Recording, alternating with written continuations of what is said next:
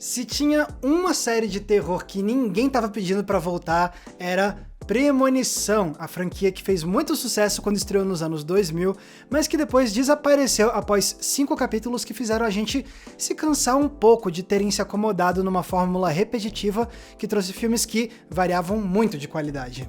Mas eis que em pleno 2025, a série retorna com a estreia de Premonição 6 Laços de Sangue, que chega 14 anos depois do último capítulo da franquia. Oi, eu sou o Max Valarezo e eu vou te contar, eu tava sim ansioso pra ver Premonição 6. Até porque no ano passado eu lancei uma retrospectiva dos 5 primeiros filmes de Premonição.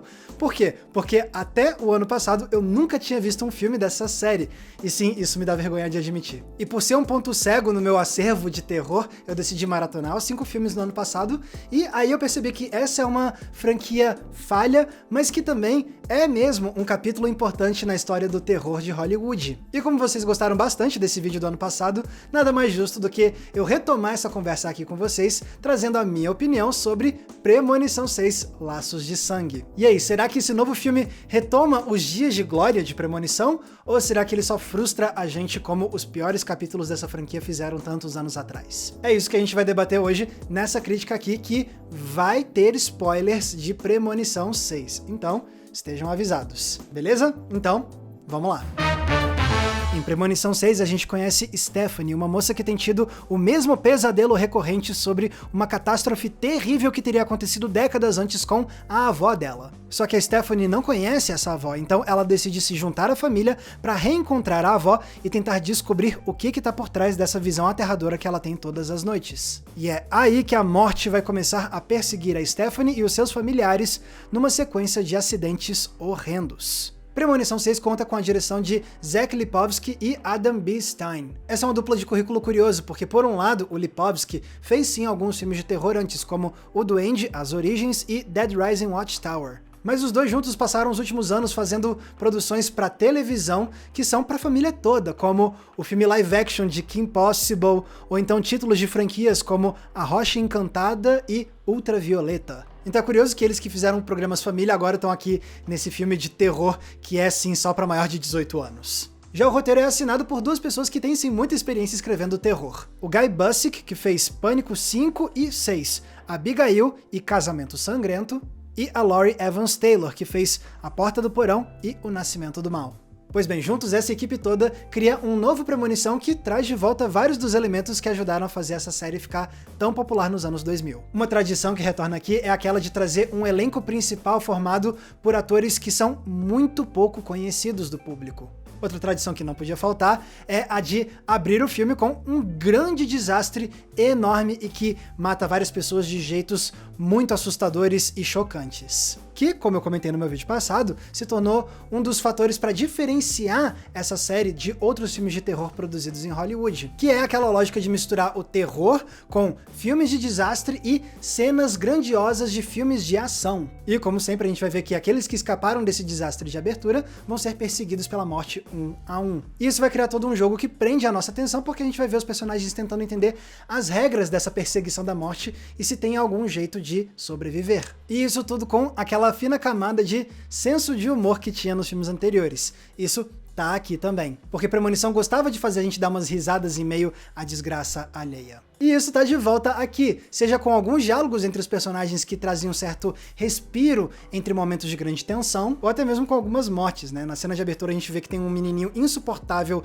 e que é o culpado que causa a grande queda da torre da abertura. Pois é, quando ele morre esmagado por um piano, a gente não fica necessariamente assim, nossa, que pena, né? Isso também faz parte do humor mórbido do filme. É um senso de humor mórbido que se estende até o final do filme, porque como outros capítulos, esse aqui vai se concluir com uma desgraça que só traz um senso de sadismo mesmo, e a gente só aceita.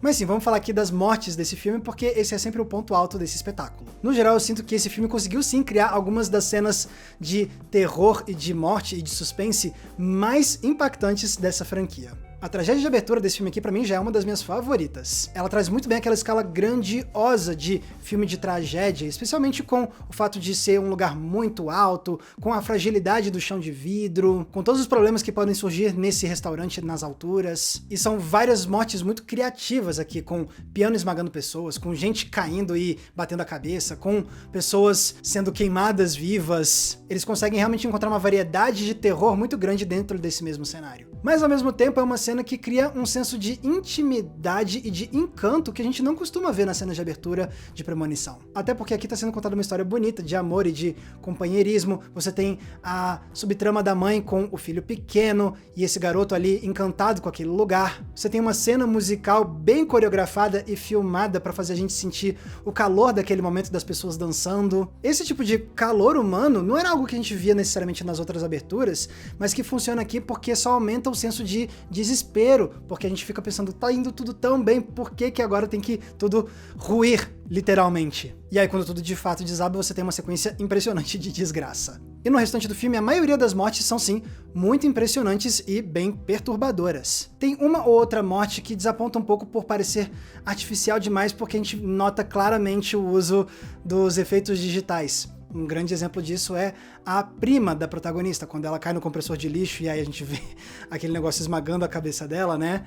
É uma ideia muito inquietante, mas a imagem em si, você vê muito bem que aquilo é totalmente computadorizado. Aliás, a questão do computadorizado é um dos poucos aspectos que enfraquecem um pouco a abertura do filme, porque você realmente percebe que todo aquele ambiente ali em torno deles e a destruição, a maior parte daquilo é criado também com efeitos digitais. O que também não é nada novo na franquia Premonição, porque desde o primeiro filme eles misturam efeitos práticos com efeitos digitais. Alguns pesam mais a mão nos efeitos computadorizados do que outros, e esses acabam sendo os que frustram um pouco mais. Mas eu sinto que esse é um filme em que o digital ainda é bem utilizado e não fica em excesso a ponto de arruinar a experiência. Ainda parece sim ter um equilíbrio bom na maior parte das vezes entre o digital e o prático. E quando você vê aquelas mortes que acontecem mais no aspecto cotidiano e aquelas que acontecem de forma mais grandiosa, como na abertura, você percebe que Premonição 6 traz sim aquele equilíbrio tão importante para essa franquia, que é saber trazer um senso de épico, de blockbuster de ação mesmo, e também aquele medo do que pode acontecer no seu dia a dia, te deixar apavorado de você andar na sua casa e sofrer um acidente horrendo e bizarro como a gente vê nesse filme. Sempre foi esse equilíbrio entre o típico e o atípico que fez Premonição ser algo tão especial e original no terror de Hollywood. E isso tá muito bem trabalhado aqui. Mas esse filme não traz só de volta aquilo que funcionou nos filmes anteriores, ele também consegue se diferenciar muito bem do restante da franquia com ideias muito bem pensadas e executadas. Em especial por conta de um conceito que se transforma na alma de Premonição 6 e que traz a sua identidade particular. Esse conceito é a família. Vamos lembrar um pouco os filmes anteriores. Eles ainda carregavam uma certa herança do terror blockbuster adolescente das décadas anteriores, de ter protagonistas como um grupo de jovens amigos, que, na maior parte das vezes, são personagens que parecem meio descartáveis. Eles estão lá mais para nos impactar com as suas mortes do que para ter um desenvolvimento dramático mínimo que faça a gente se importar um pouco mais com eles. Lógico que a gente tem exceções, como nos filmes 3 e 5, que são dois dos melhores. Muito graças ao fato de terem personagens mais aprofundados, com um arco dramático que pensa nos seus relacionamentos, nos seus desejos, nos seus problemas pessoais. E por conta disso a gente se envolve muito mais com esses personagens. Mas no que diz respeito aos primeiros 5 filmes, isso parecia ser a exceção à regra. De resto, os outros filmes pareciam povoados por personagens rasos e descartáveis. Mas depois de Premonição 5 se passaram 14 anos, e nesse meio tempo o terror de Hollywood mudou bastante, em especial com a ascensão do terror independente, que soube trazer histórias perturbadoras, mas com um pé muito firme no território do drama, trazendo personagens que não são meros bonecos feitos para morrer, mas sim humanos tridimensionais e com conflitos, que são abordados de forma literal ou simbólica por meio dos horrores que a gente vê na tela. A gente vê isso inclusive em filmes de grandes estúdios que saíram recentemente e que parecem ter se inspirado bastante em Premonição. Filmes como Sorria, Sorria 2 e O Macaco. Assim como em Premonição, nessas histórias o inimigo é a morte, invisível e implacável, que traz catástrofes em ambientes cotidianos com objetos cotidianos. Porém, esses filmes também ancoram os seus personagens em dramas intimistas. Sorria 1 e O Macaco giram em torno de traumas familiares, por exemplo. Enquanto isso, Sorria 2 lida com o luto e com as pressões causadas pela fama. Por conta dessa tendência que se desenvolveu nos últimos 14 anos, eu acredito que o público de terror hoje não se contenta mais tão facilmente com histórias que não tenham um mínimo de substância dramática nos seus personagens. Seja pra gente se apegar mais aos protagonistas, ou pra gente ver simbolismos e temáticas que revelam camadas mais profundas dessa história. E eu acredito que o novo Premonição entendeu esse recado muito bem, e por isso ele quer trazer uma camada dramática pro seu novo filme com a ideia da família. Começando com os protagonistas. Se nos filmes anteriores os protagonistas eram amigos ou pessoas desconhecidas que se unem por causa da tragédia, aqui não, os protagonistas são todos parentes. E o jeito como eles justificam isso é muito legal, porque a gente descobre que aquela tragédia da abertura não aconteceu, que é muito diferente do que a gente viu nos outros filmes. A gente tinha o protagonista vendo a premonição e salvando algumas pessoas, mas a tragédia sempre acontecia.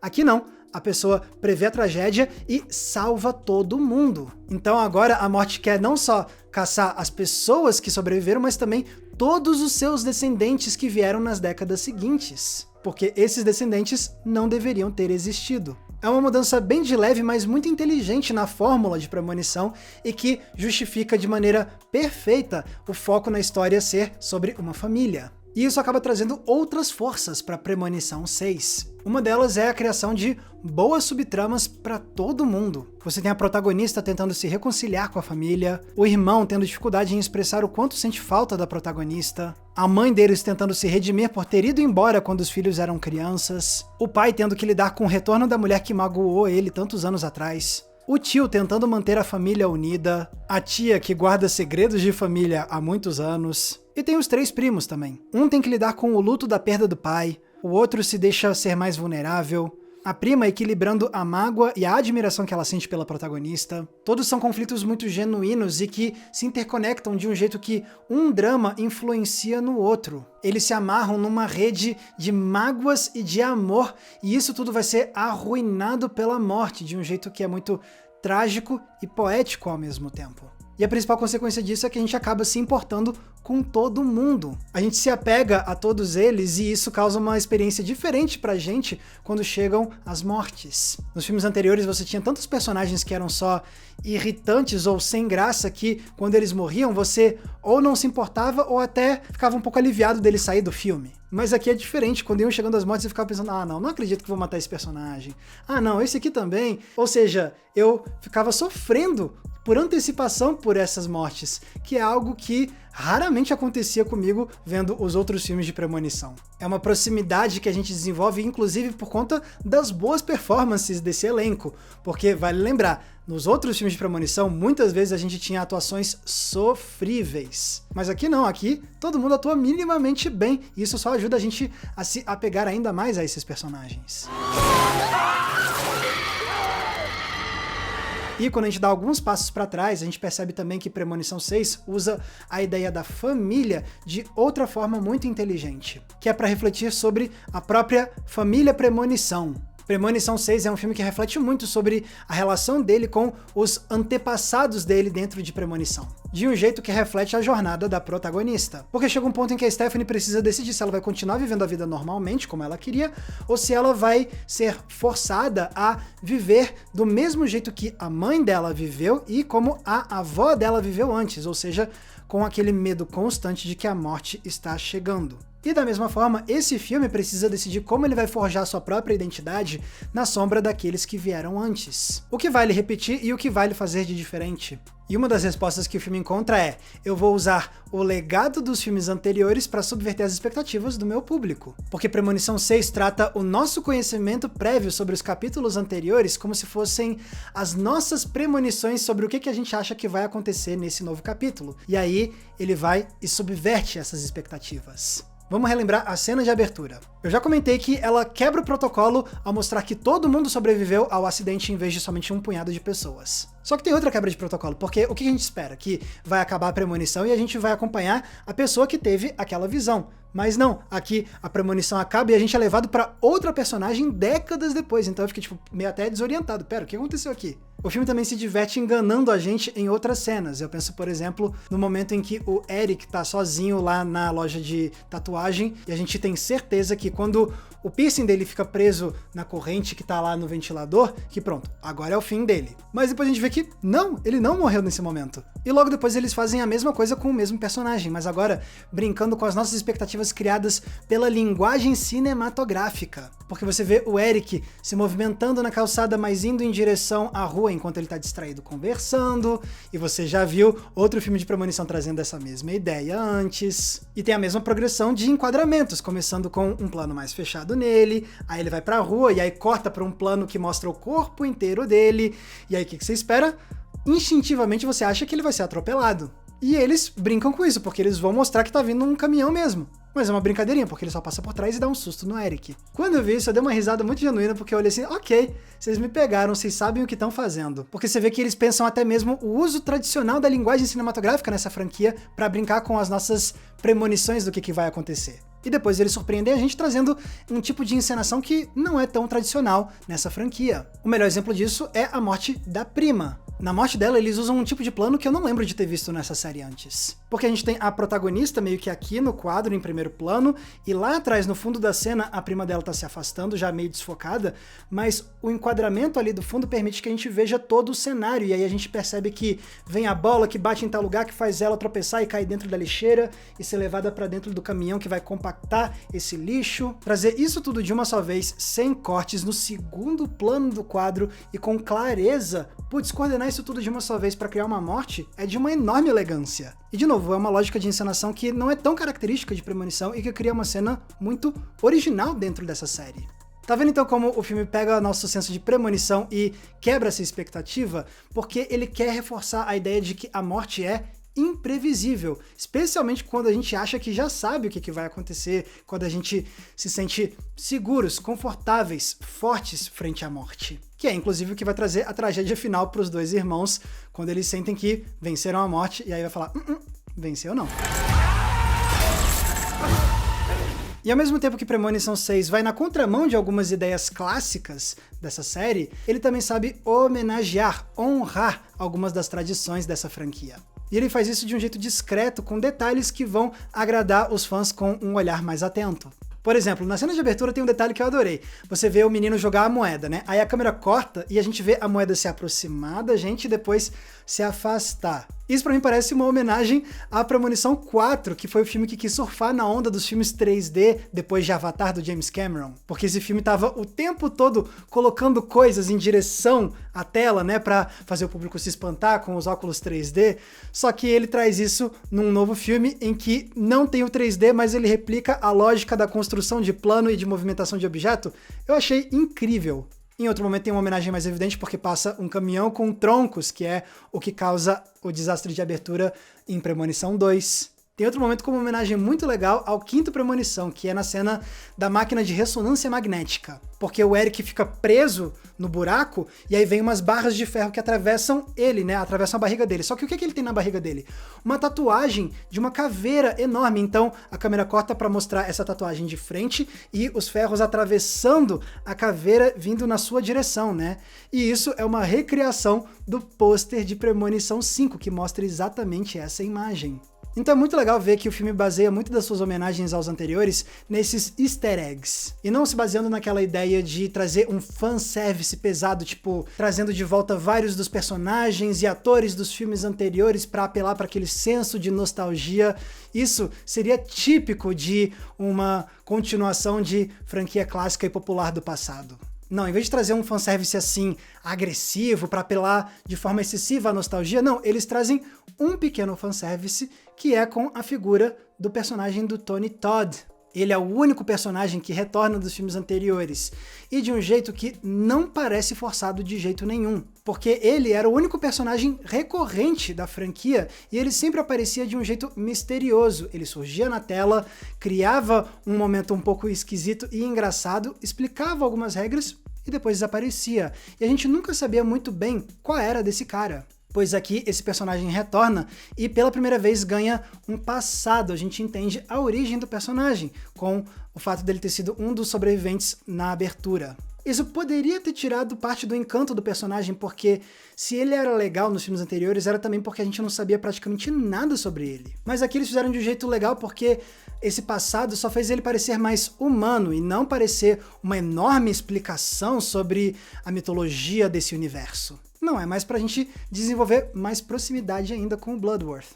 E isso fica ainda mais bonito quando a gente lembra que esse foi o último papel desse ator, o Tony Todd. E é a despedida dele no gênero que fez ele se tornar um ícone do cinema, o terror, porque ele despontou principalmente graças ao papel dele como Candyman. Aí depois ele apareceu em outras obras de terror e isso criou um legado que sedimentou o nome do Tony Todd como uma das figuras negras mais importantes da história do cinema de Hollywood no que diz respeito ao terror. Então, ao invés do retorno do Bloodworth com o Tony Todd parecer só um fanservice barato, acontece o contrário. É um retorno que humaniza ainda mais o personagem e que cria uma despedida muito poética e bonita pro ator Tony Todd.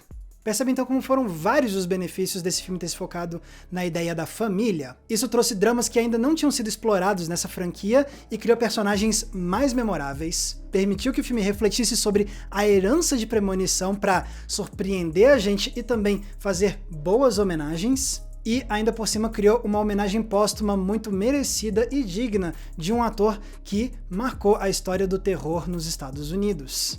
Eu sei que na vida real a família pode ser algo meio complicado, mas pelo menos em Premonição 6, família foi tudo de bom. É por isso que eu fiquei tão positivamente surpreso saindo da sala de cinema. Premonição 6 tinha tudo para ser uma continuação caça-níquel sem vergonha e acomodada na mesma fórmula de sempre. Mas quem diria, hein? Um sumiço de 14 anos permitiu que os criadores do novo filme refletissem profundamente sobre o que fez Premonição ser especial nos anos 2000 e também o que fez a gente se cansar dessa série. E assim Premonição 6 encontra um equilíbrio muito delicado. Ele mostra como ainda é possível misturar terror, filme de desastre e blockbuster de ação para criar algo diferente do que as outras séries fazem. Eles mostram que ainda conseguem criar novas mortes que parecem ao mesmo tempo coisas estapafúrdias e coisas que poderiam acontecer com você na vida real. Mas ao mesmo tempo ele cria sua própria identidade sabendo exatamente onde vale a pena desviar da fórmula e até onde vale levar essa experimentação. E dessas quebras de protocolo nascem algumas das melhores histórias, alguns dos melhores personagens e algumas das mortes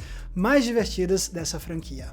Então, sim, o novo filme é Premonição na sua melhor forma, provando que dá pra retornar pros dias de glória dessa série sem necessariamente ter que ficar repetindo as mesmas ideias de sempre. É um retorno muito digno que mostra que Premonição merece sim respeito e que já pode ser considerado um dos melhores filmes de terror de 2025. Então agora resta responder somente a uma pergunta, que é: onde eu ranquearia Premonição 6 dentro da franquia? Sim, é hora de atualizar o meu ranking de Premonição que eu trouxe naquele vídeo passado, então vamos lá. Indo do pior ao melhor. Em sexto lugar, Premonição 4. Em quinto lugar, Premonição 2. Em quarto lugar, Premonição 1. Em terceiro lugar, Premonição 3. Em segundo lugar, é aí que entra pra mim Premonição 6. Ele merece esse posto alto. Mas ele ainda não superou o meu filme favorito da franquia, que é Premonição 5. Mas agora eu quero ouvir de vocês, pessoal. O que vocês acharam de Premonição 6?